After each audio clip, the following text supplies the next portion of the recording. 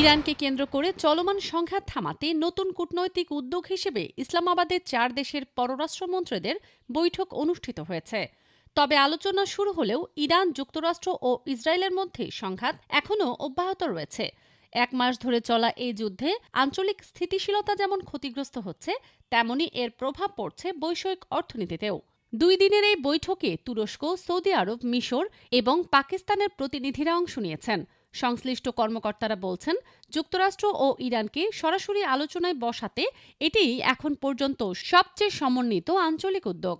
বার্তা সংস্থা রয়টার্সের তথ্য অনুযায়ী আলোচনায় বিশেষ গুরুত্ব দেয়া হয়েছে হরমুজ প্রণালীকে জাহাজ চলাচলের জন্য পুরোপুরি উন্মুক্ত রাখার বিষয়ে, কারণ এই প্রণালী বৈষয়িক জ্বালানি সরবরাহের জন্য অত্যন্ত গুরুত্বপূর্ণ।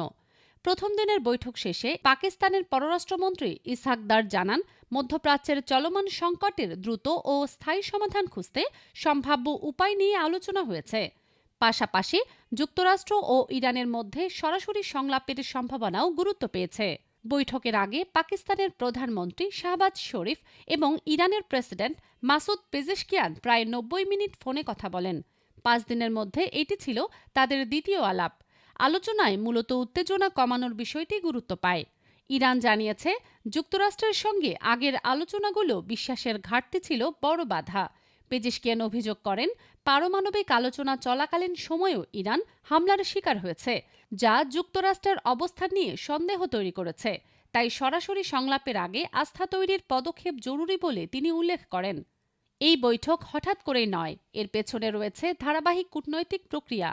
চলতি মাসের শুরুতে রিয়াদে মুসলিম ও আরব দেশগুলোর এক সম্মেলনে প্রথম এ বিষয়ে আলোচনা হয়। পরে সেটি 4 দেশের যৌথ উদ্যোগে রূপ নেয়, যেখানে মধ্যস্থতাকারী হিসেবে গুরুত্বপূর্ণ ভূমিকা রাখছে পাকিস্তান।